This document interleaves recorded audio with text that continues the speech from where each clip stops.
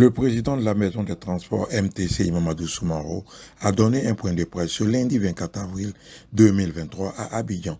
L'objet étant de faire le point sur des tracts circulant sur les réseaux sociaux adressés au Haut Conseil des Transports provenant de l'ensemble des chauffeurs de Côte d'Ivoire ayant pour devise IRCA, envisageant une grève avec les doléances suivantes.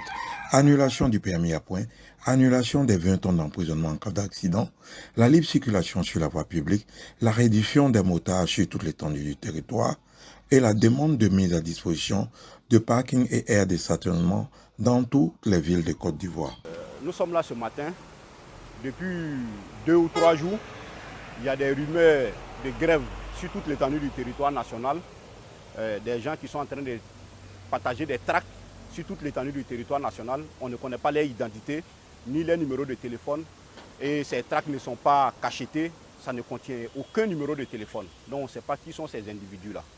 Bon, comme aujourd'hui, avec tout ce qui se passe en Côte d'Ivoire, le président de la République, avec tous les efforts qu'il est en train de faire, avec tous les efforts que le ministre des Transports, Amadou Kone, est en train de faire, avec toutes les négociations que nous avons eues le mois passé sur la tracasserie routière, nous avons été reçus par le commandement supérieur de la gendarmerie. Nous avons été reçus par le commandement supérieur de la police.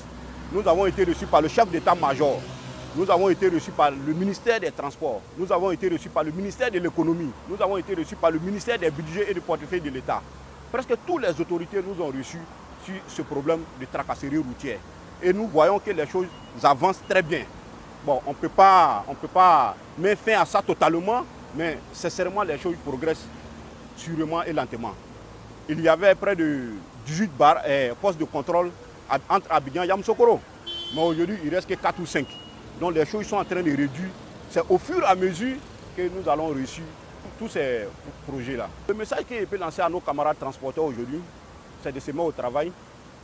La Côte d'Ivoire n'a pas besoin de grève actuellement. La Côte d'Ivoire n'a pas besoin de grève parce que nous sommes dans des périodes très sensibles avec la sécurité nationale aujourd'hui dans presque tous les pays voisins. Nous voyons que le terrorisme est en train de prendre de l'ampleur. Bon, si vraiment nous aimons la République de Côte d'Ivoire, si nous aimons la population de Côte d'Ivoire, vraiment la grève doit être le dernier recours.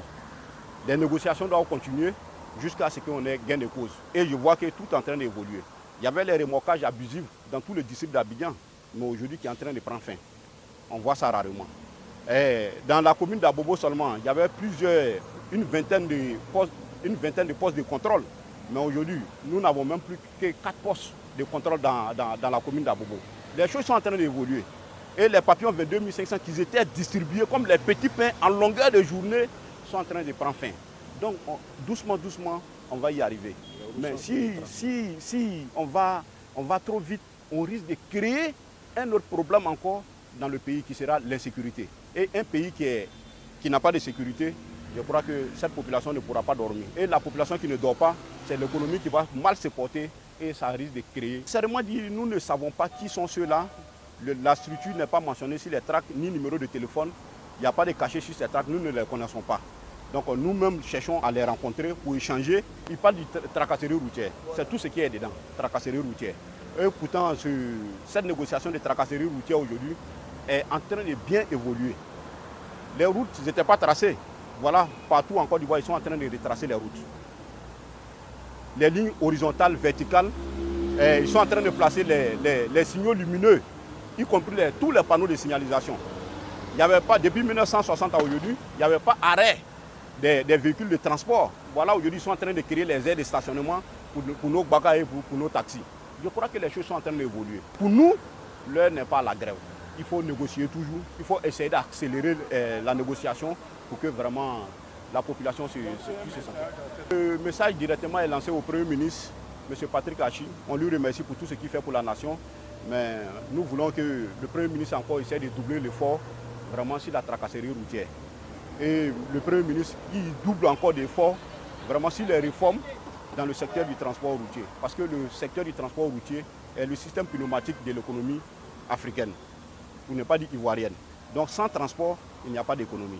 Donc il faut que monsieur le Premier ministre, à ses côtés, monsieur le ministre des Transports, il faut que vraiment on essaie de travailler plus dans le secteur du transport routier et pour qu'on puisse prendre en compte réellement la préoccupation des transporteurs qui ont autant souffert pendant 63 ans. Donc le seul message que je lance aujourd'hui, c'est de dire à nos camarades transporteurs, conducteurs, auxiliaires du transport, c'est d'apaiser la situation, c'est-à-dire la violence n'a rien réglé. La grève est le dernier recours.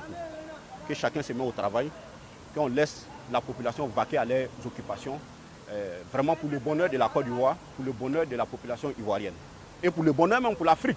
Parce qu'aujourd'hui, la Côte d'Ivoire est en train de prendre sa place d'hier, la locomotive africaine.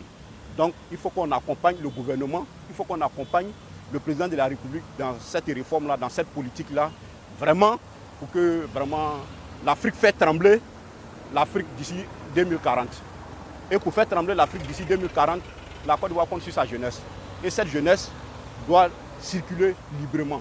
Comme on le dit dans la LOTI, libre circulation des personnes et des biens dans toute la CEDEAO.